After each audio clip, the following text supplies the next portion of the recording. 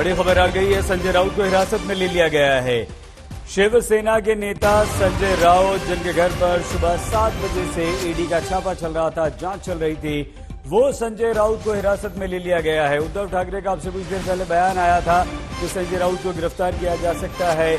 नवनीत राणा निर्दलीय सांसद लगातार कह रही थी कि संजय राउत को गिरफ्तार होना ही है, और अब संजय राउत को हिरासत में ले लिया गया। तो क्या संजय राउत गिरफ्तार होंगे?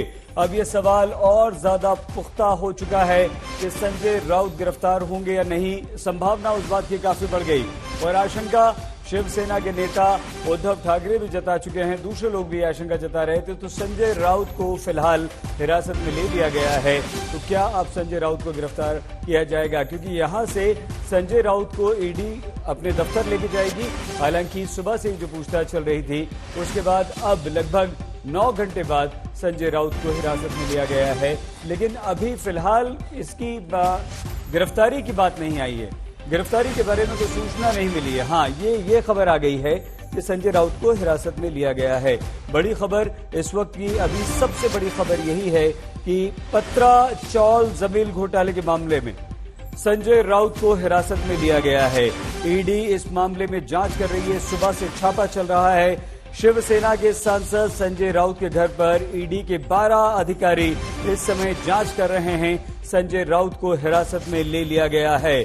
संजय राउत के घर पहुंचते ही एक के बाद एक कई सारे ट्वीट भी संजय राउत ने किए थे। ईडी के पहुंचने के बाद वो कहा था कि मैं ईडी से नहीं डरता, शायराना अंदाज में भी उन्होंने निशाना साधा था।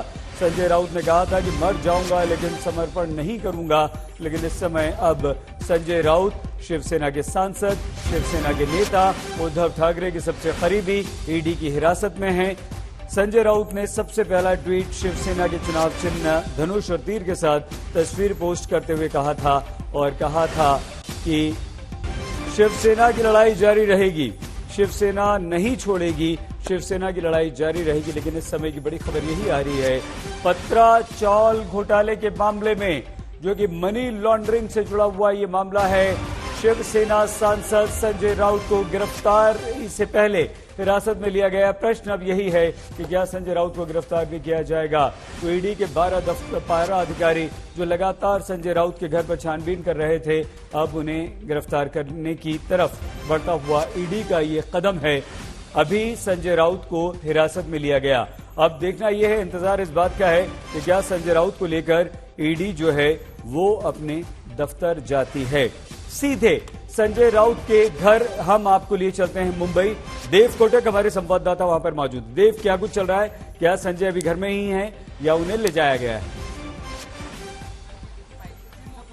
जी जी, पहले तो बता दें आपको एक लेटेस्ट अपडेट देने के तौर पे, हम मैत्री बंगलो के बाहर है। ये संजय राउत का रेसिडेंस है, जहां वो अपने पूरे परिवार और छोटे भाई सुनील राउत के साथ रहते हैं। वो भी एक आमदार है, जो एमएलए कहते हैं, विधायक है। और यहाँ पर जो 10 से 12 ऑफिसर्स है एनफोर्समेंट डायरेक्टरेट के, वो सुबह के 7:15 बजे से उनके घर पर है, जांच पड़ताल करते हुए, सारे सबूत इकट्ठा करते हुए। लेकिन एक लेटेस्ट ब्रेकिंग अपडेट अगर आपको देना हो तो ऐसा बताया जा रहा है कि सूत्रों के अनुसार संजय राउत जी को कभी भी यहां से ले जाया जा सकता है। इसे हम अरेस्ट नहीं कहेंगे, बट इसे एक किस्म का डिटेंशन और लेकिन देव कितनी संभावना की जोनल यूनिट में ले जाया, कितनी संभावना की गिरफ्तारी भी कर लिया जाएगा?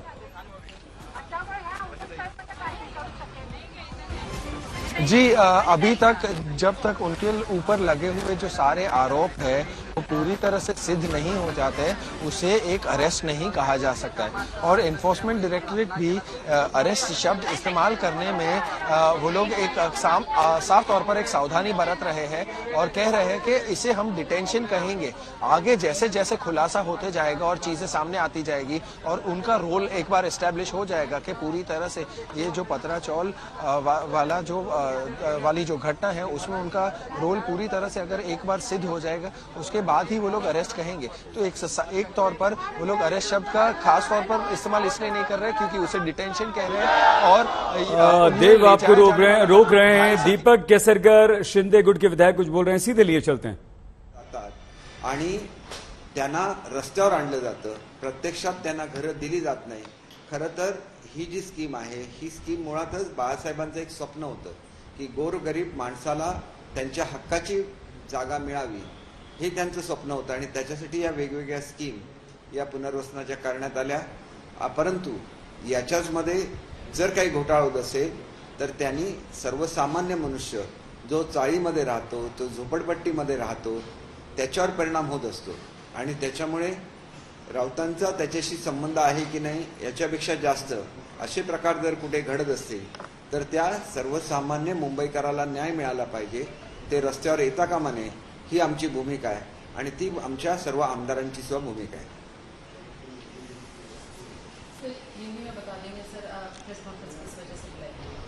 देखिए, एक इस तरह की गलतफहमी फैलाई जा रही है कि कल हमारे मुख्यमंत्री महोदय का दौरा हुआ था दिल्ली में और उसके बाद ये कार्रवाई हो रही है. तो उसके बाद बारे में मैं साफ तौर से कहना चाहता हूँ कि कल की उनकी जो मीटिंग थी, आपको मालूम है कि महाराष्ट्र में एक्सपांशन होने वाला है और इसके बारे में शिंदे साहब की और भाजपा के वरिष्ठ नेताओं की बैठक होना ये स्वाभाविक है और उसका संबंध इस आज के कार्रवाई से जो जुड़ा जा रहा है वो गलत है. अगर उन्होंने कुछ किया होगा तो ही उन पे कार्रवाई होगी, क्योंकि कोई सेंट्रल एजेंसी जब कार्रवाई करती है तो उसके लिए पूरे एविडेंस उनके पास होते हैं और उनको वो कोर्ट के सामने पेश भी करने पड़ते हैं. तो अगर उनके बारे में उनको ऐसा प्रूफ मिले तो ही ये कार्रवाई होगी और ये कार्रवाई आज नहीं चल रही है, बहुत दिनों से, कई महीनों से ये कार्रवाई चल रही है, उनकी पूछताछ हो रही है. और इसके बारे में हमारे एक जो एमएलए है उन्होंने भी एक निवेदन दिया था कि उनको आनंद हुआ है. तो ये हमारे 40 जो एमएलएज है उनका कहना नहीं, हमारे जो 50 एमएलएज है उनका कहना नहीं है. हमने कभी भी ऐसी मांग नहीं की थी कि संजय राउत जी पे कुछ कार्रवाई हो. हालांकि वो बहुत बुरी चीज़ें बोलते हैं, उनकी बोलने की भाषा बहुत ही इंडिसेंट है, लेकिन कभी भी हम लोग ऐसे नहीं चाहते हैं कि किसी पे पर्सनल कोई कार्रवाई हो. लेकिन अगर किसी ने कुछ गुनाह किया हो तो उसके बारे में कार्रवाई होना ये स्वाभाविक है और उनके खिलाफ कोई सबूत मिले तो ही ये कार्रवाई होगी.